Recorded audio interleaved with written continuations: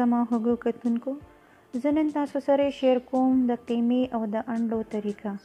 قیمه او انډې نه یو داسې نوی ډش تیاروم تاسو ته چې میلمانه تاسو باندې راشي نو په ډیر کم ټایم کې تاسو هغوی ته دا ډش تیارولی شئ او مزیدار هم وي او کم ټایم کې هم تیاریږي. 10-15 منټ به پخلي کې اخلي او بل تاسو خپلو ماشومانو ته هم کور کې تیارولی شئ او ټایم هم کم اخلي او مزیدار هم وي.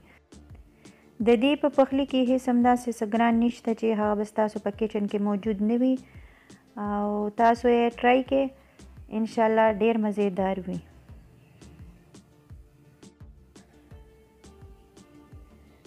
اوس راځئ د ویډیو طرف ته. دې کې چې مونږ ته د کومو څیزانو ضرورت دی هغه په کچن کې عام روزمره کټوۍ دپاره مونږ استعمالو.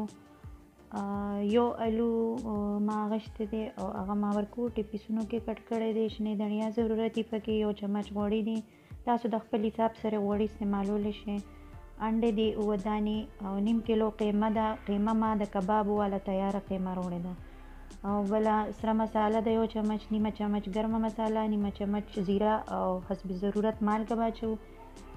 د ټماټرو دی پیسټ کې ما سور پاوډر مرچکې ملو کړی دی په دې وجه چې ما سره په الحال دې ټایم کې شین مرچکې نه وو او تاسو د خپل ضرورت سره مالګه او مرچکې استعمالولی شئ. کله چا کم خوښي یا زیات خوښي هغه حساب سره اچولی شئ. راځئ اوس د پخلي طرف ته ځو. دې پین کې ما دا یو چمچ غوړي ملاو کړل. غوړي ګرمېدو نه بعد به زه دې کې دا ورکوټي پیسونو کې چې ما کم یو الو کټ کړی دی دا به اوس زه دې کې 15 منټو لپاره سور کړم.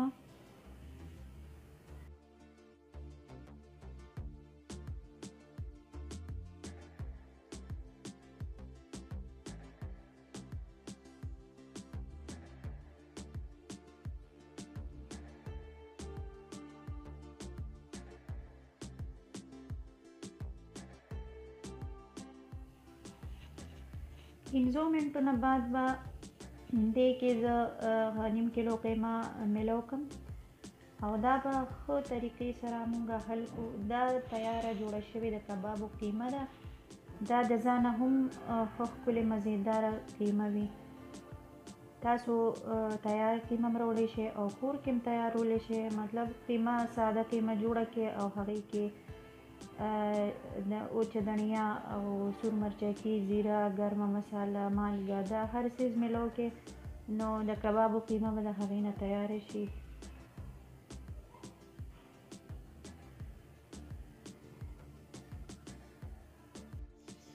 پنځه منټه بعد به دې نه مونږ ډکن لرې کړو او دې کې به مونږ هماغه مسالې ور واچو او دا به ښه طریقې سره حل کړو چې دا مسالې دې کې ټولې ښه ښکلې سرې شي.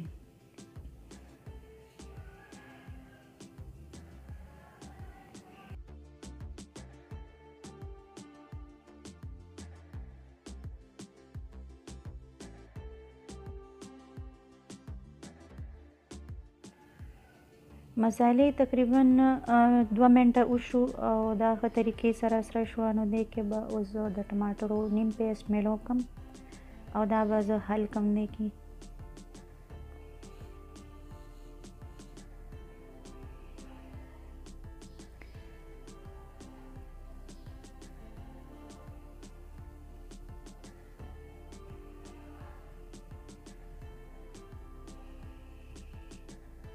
دا باقي چې کوم پیسټ پاتې شوی دی دا به هم ورکې زه ملو کړم او دا به تقریبا 2-3 منټو لپاره زه حل کړم.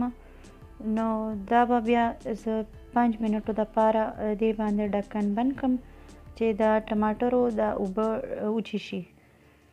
کله چې د ټماټرو اوبه قیمه کې او الوګانو کې وچې شوي نه نو تر هغې په وخته پورې به دا پخوئ. دا زیات نه زیات 5 منټ اخلي. دې باندې به زه اوس ډکن بند کړم.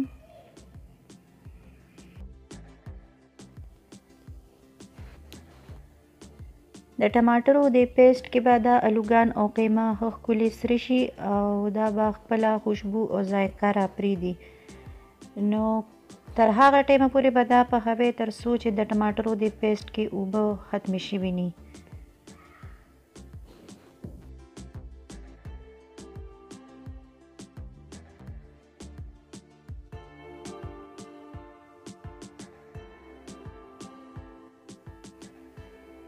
تاسو وګورئ دې کې اوس هغه د ټماټرو پیسټ چې هغه بالکل وچ شوي دي او قیمه تیاره ده. دا به اوس زه دې ډونګه کې واچوم.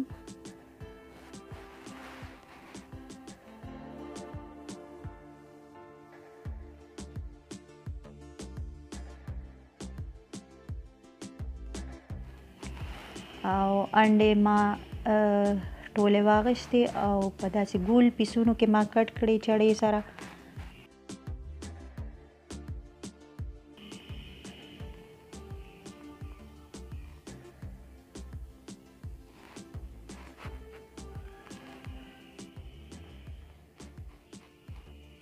دا شنه دڼیا ما ورکوټي پیسونو کې کټ کړې وه او دې د پاسه به اوس زه هغه واچوم. زمونږ ډیش بالکل تیار دی. تاسو یې ضرور ټرای کړئ، ډیر مزیدار وي. که تاسو زما ویډیو خوښه شوې وي نو تاسو زما ویډیو لایک کړئ او شیر کړئ او چینل مې سبسکرایب کړئ. د घंटे بټن دباو کې چې زما نوې ویډیو تاسو ته ژر ملاويږي.